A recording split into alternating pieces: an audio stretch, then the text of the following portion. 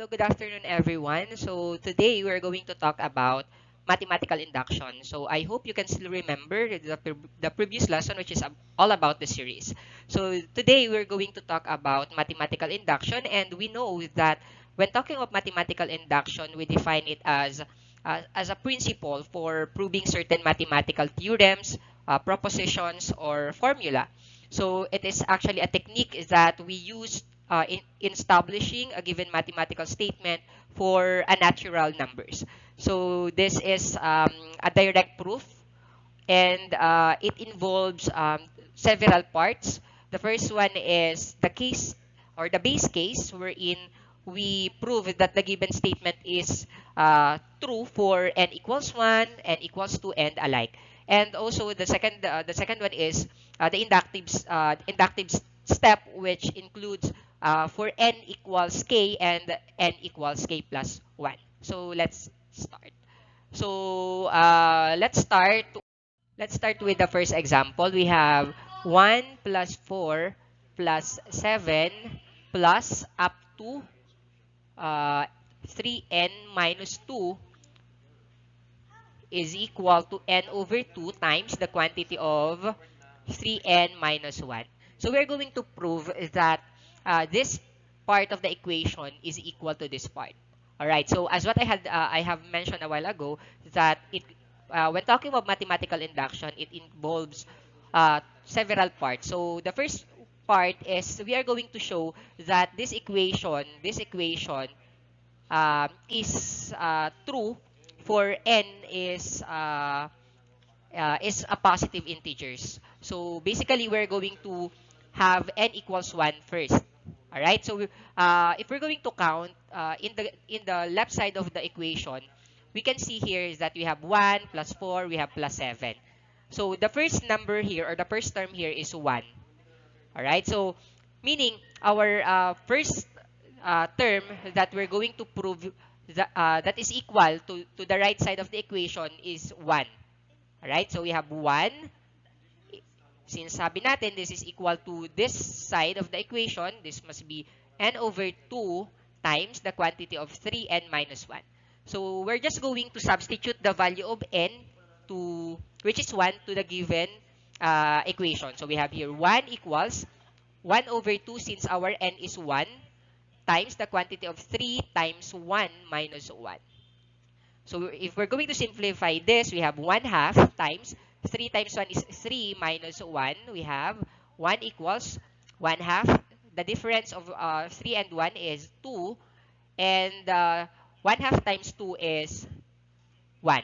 So we just proven is that uh, uh, n over 2 times the quantity of 3n minus 1 is true for n equals 1.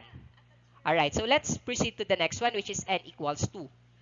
Okay, so we're just going to do the same thing.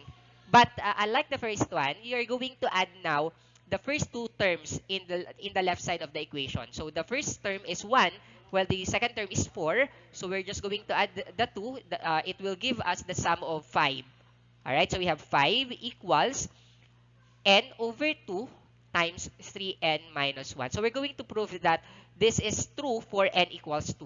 So we have here 5 equals n is 2 over 2 times the quantity of 3 times 2 minus 1. So basically, you're just going to substitute the value of n here. All right. So simplifying this, we have 2 divided by 2 is 1 times the product of 3 times 2 is 6 minus 1.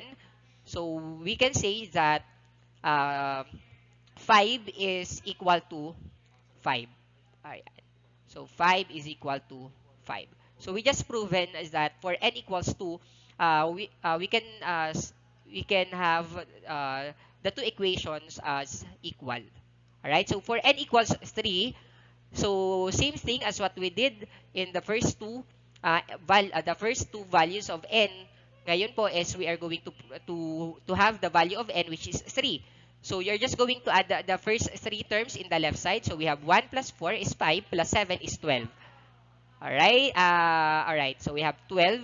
So prove natin that this is equal to n over 2 times 3n minus 1. So we're just going to substitute the value of n, which is 3, dito sa given natin equation. So we have 12 equals 3 over 2 times 3 times 3 minus 1. So we have 12 times equals 3 over 2 times 3 times 3 is 9 minus 1. So we have 12 equals 3 over 2, and the difference of 9 and 1 is 8. Alright, so 12 equals 3 over 2 times 8. Oh, so it's like you're subtracting um, a whole number and a fraction. And we all know that the denominator of a whole number is 1. So numerator multiplied by a numerator, and the denominator multiplied to denominator. So 3 times 8 is 24.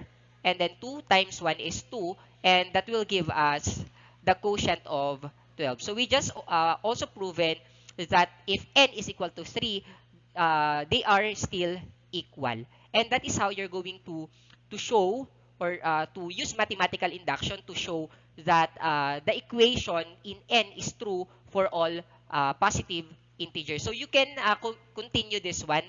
Ano po? So you can continue this up to n equals 10, as long as the given here is also given.